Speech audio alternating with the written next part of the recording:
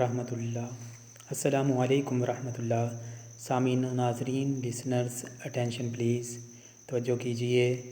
ایک اور انفارمیٹیو اور بڑی ہی پیارے ٹاپک پر سوال کی صورت میں جواب کی صورت میں ویڈیو لے کر حاضر ہوا ہوں۔ آپ سب سے التماس ہے کہ میرے چینل کو لائک کیجیے، سبسکرائب کیجیے اور ڈھیروں ویوز دیجیے دل کھول کر، اور اپنے دوستوں عزیزوں کو بھی اس کی ترغیب دیجیے کہ وہ میرے چینل کو لائک اور سبسکرائب کریں، تاکہ اس طرح کی اچھی انفارمیٹیو معلوماتی اور آپ کے فائدے کے لیے اور بھی ویڈیوز میں پیش کرتا رہوں۔ تو آج کی ویڈیو کی طرف آتے ہیں۔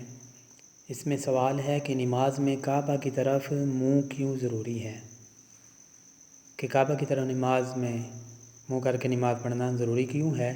تو اس کا جواب ہے، اللہ تعالیٰ ہماری عبادت کا محتاج نہیں، وہ دیکھنا چاہتا ہے کہ کون ہمارے حکم کی اطاعت کرتا ہے اور خلاف ورزی کون کرتا ہے۔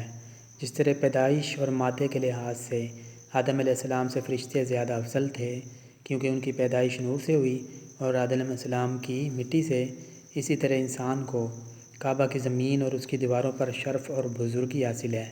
جس طرح آسمان میں اللہ تعالیٰ نے اصلی تابعدار اور نقلی تابعدار کو آزمایا تھا کہ کون آدم علیہ السلام کو سجدہ کرتا ہے اور کون اپنی بڑائی پر نظر کر کے آدم علیہ السلام کو سجدہ نہیں کرتا، اسی طرح دنیا میں رب العالمین انسانوں کو دیکھتے ہیں کہ کون بلا چون و چرا کعبہ کی طرف سجدہ کر کے مطیع اور فرما بردار ہوتا ہے اور کون اس پر اعتراض کر کے نافرمان ہوتا ہے۔